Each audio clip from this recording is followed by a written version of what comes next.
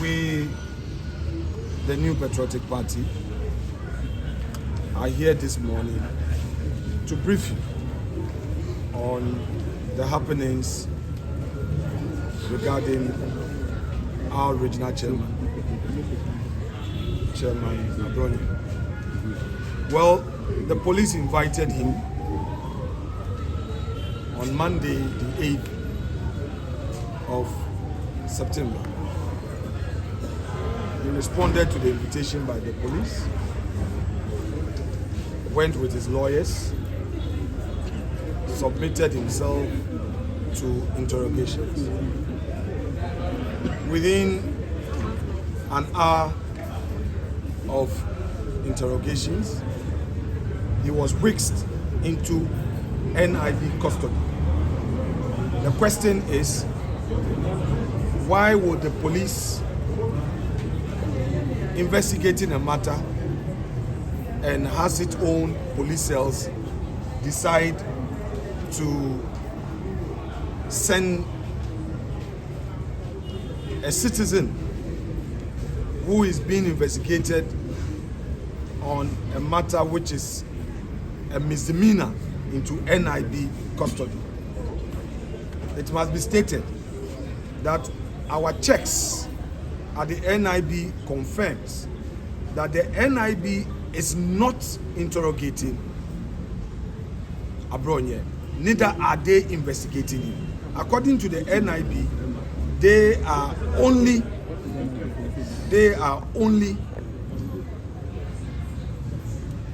recipients of the man Abronye. In other words, the police sent him there that they should keep him. That is why they received him. But they are not the ones who are investigating. So the question is, why would Ghana Police Service claim to be investigating a person and rather decide to send him to NIB cells? Is it to punish him or what?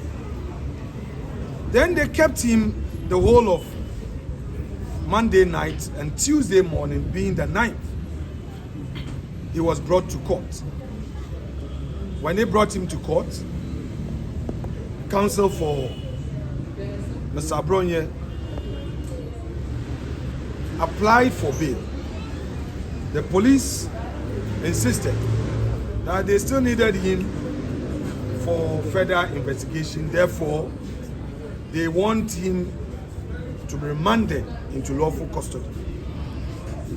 Of course, the judge upheld the application and remanded Abronye to be brought to court today. Now, the sad part of it is that when he left court, the police handcuffed him. By the way, the man was handcuffed and put in Black Maria.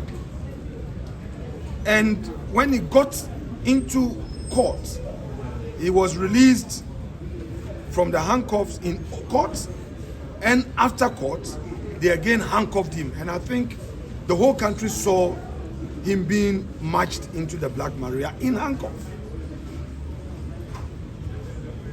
Again, instead of complying with the court order, if the police is investigating and secures a remand, the remand is into police custody, because you, the police, claim that you need him for investigation, further investigation.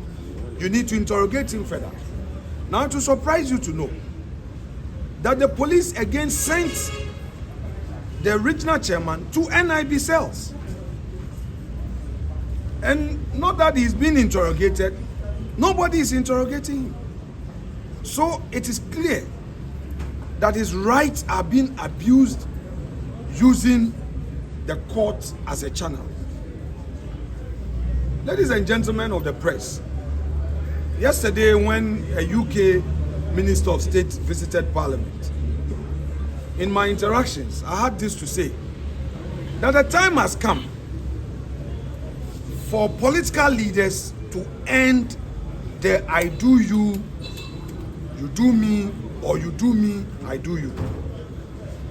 Democracy cannot be sustained, protected, and advanced through such actions.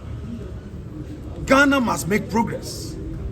Since 1992, when we started this democracy, we've gone through challenges. I think that under this reset dispensation, we'll see something different. But this situation of abusing human rights under the guise of ensuring law and order is neither here nor there. If you look at the charges, these are all misdemeanor. These are charges that are not serious offenses. If you say somebody is publishing fake news with the intent to cause fear and panic, it's a mere misdemeanor. Then you again say that his conduct is offensive conduct and it breaches the peace. These are not serious matters, and I mean, this shouldn't lead to somebody being put in Black Maria. On the contrary, a national officer of the NDC threatened my life, threatened the national organizer's life, threatened the chief whip and other senior members of the party. Threat of death openly. We petitioned. Unfortunately, because there's a different Ghana for NPP and there's a different Ghana for the NDC, the IGP has not even arrested the said officer. A communication officer of the NDC in Akotia constituency also repeated this said threat, but he has not been arrested, and that is what we see. You see, our friends in the NDC should watch this. Power is like an ice block. When it's given to you, it starts to melt from the very day. If we made mistakes, or if there were some mistakes in the past, which I admit that our government couldn't have been perfect, some mistakes were made. If the same will be repeated, then where are we heading to? And with what is going on, it becomes difficult for you to hold back the extremists and the hardliners in our body politics. Because if today a Chief Justice is going through a committee hearing and hurriedly, when the hearing is not done, a report is done and she's removed. If today somebody makes himself available for interrogation and suddenly he's remanded, we know what is happening at the Yoko. They will keep you and then now set some very onerous bail terms, making it practically impossible for you to meet the terms. Everybody is watching. I would appeal to government to stop these excesses. I will appeal to the IGP and the Ghana Police Service to ensure that high-level professionalism is brought to bear. We are all Ghanaians.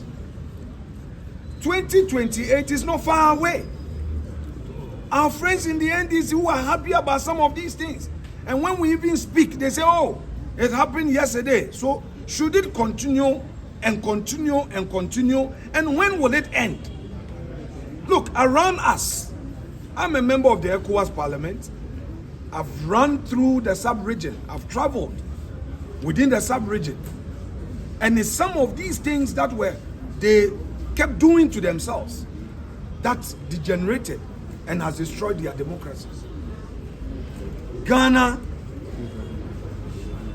is an example of democracy, and we should not blot it with some of these actions. Let's make create a peaceful Ghana, one Ghana that all of us will be happy to be part, no matter our political interest. Such a thing must stop. We are battling with Galamsey. Our city is struggling. Our youth need jobs. I think this should be the bona fides of our government rather than targeting opponents. Of course, I would also not encourage foul language and our body politics. I will not encourage it, whether within or without. But the state must be measured in its approach. We are here, it is past 9. He is still not here. The judge is ready, is sitting. They've still not brought him. We'll patiently wait, since they wield absolute power. And perhaps they don't believe in the Constitution. There's nothing we can do. We are helpless. We are in their hands. However, they may want to approach it, we are watching. Ghanaians are watching. The rule of law is watching. I will end my case and I'll get back to you. Thank you very much.